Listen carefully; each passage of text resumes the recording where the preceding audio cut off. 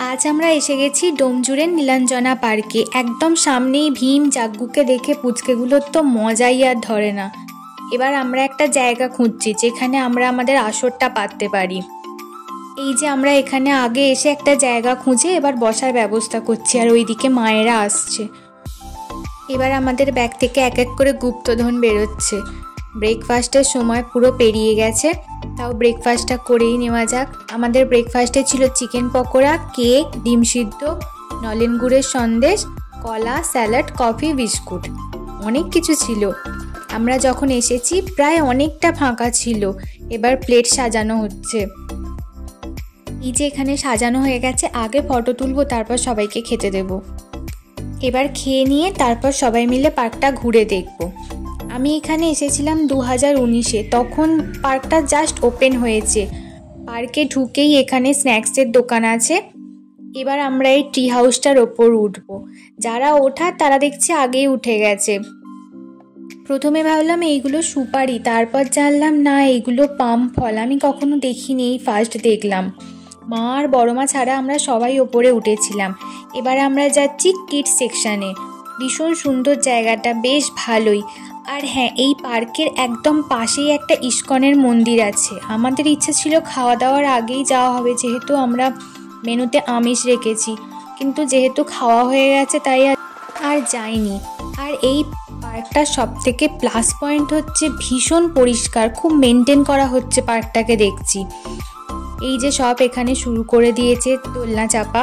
এদের দেখে এবার আমাদেরও দোলনা চড়তে ইচ্ছা করছে, তাই আমরাও সব এসে গেছি দোলনা চড়তে। বৌদিকে দোল দিতে যাচ্ছে দেখে বৌদি তো আগেই বলে দিল যে জোর দোল দেবে না, তাহলে একদম তোমাদের বাড়িতে গিয়ে পড়বো।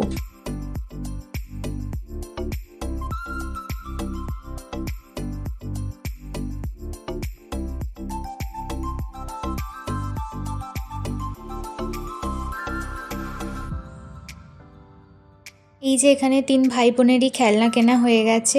পার্কের মধ্যেই কিছু টুকটাক খাবারের স্টল আছে। সব থেকে ভালো দোলনা চড়ছেন তো এনারা। এইদিকে হচ্ছে বোটিং। খুব ইচ্ছা করছিল, কিন্তু যেহেতু লাইফ জ্যাকেট নেই আর সাঁতারও ঠিকঠাক জানি না, তাই আর রিস্ক নিইনি। বছরের প্রথম দিন এক্ষুনি আনন্দ করতে এসে কিছু যদি হয়ে যায়। এই যে আমাদের সব থেকে ছোট দাদা ক্লান্ত হয়ে শুয়ে পড়েছে। পুরো পার্কটা জুড়ে বাচ্চাদের জন্য দোলনাতে ভর্তি। এইগুলোতে টিকিট লাগে। এই যে 3 জনে এখানে উঠে পড়েছে। আর এই জায়গাগুলোতে কেউ যদি রান্না করে খেতে চায় তার জন্য ব্যবস্থা করা আছে। এবার আমরা এখানে ফটো সেশন করতে এসে গেছি। যখন এই দিক থেকে গেলাম কত ফাঁকা ছিল, আর এখন কত ভিড় হয়ে গেছে। এখানে ফুল গাছের চারা বিক্রি হয়, সঙ্গে আবার কপি চারাও বিক্রি হচ্ছে।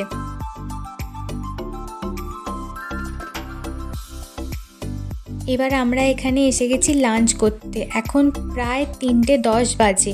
কেউ নাচেনি, তাই এই নাচছে। বা খুব ভালোই হচ্ছে, নাচ ভাই নাচ। পুচকেগুলোর খিদে পেয়ে গেছে, তাই প্রথমে দাদাদের আর পুচকেগুলোকে খেতে বসানো হলো। আজকে আমাদের লাঞ্চের মেনুতে ছিল মটর পনির, কচুরি, ফ্রাইড রাইস, চিকেন কষা, স্যালাড, চাটনি, পাঁপড়, মিষ্টি। এই যে তারপর আমাদের পালা, আর সব শেষে কোল্ড ড্রিঙ্কস। দাদারা যেহেতু দুপুরে এসছে, তাই খাওয়া দাওয়ার পর দাদাদের সঙ্গে আবার পার্কটা ঘুরতে বেরোলাম। যত বিকেল হচ্ছে তত ভিড় বাড়ছে। বাপরে বাপ, আমরা এখানগুলো কত ফাঁকায় দেখেছি। এখন তো ভাইপো ভাইজিগুলো দোলনাই চাপতে পারবে না, দোলনার পিছনে পুরো লাইন পড়ে গেছে। আমরা সকালে যখন আসি তখনই আমাদেরকে বলেছিল যে সামনের দিকে গাড়ি পার্কিং করবেন, নইলে বিকেলে বেরোতে পারবেন না, খুব ভিড় হয়ে যায়। এতটা ভিড় হবে ভাবতে পারিনি।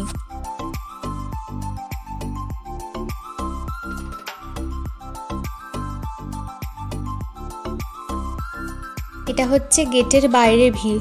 সবাই এখানে টিকিট কাটার জন্য দাঁড়িয়ে আছে। পার্ক থেকে মেন রোড মাত্র 1/2 কিলোমিটার।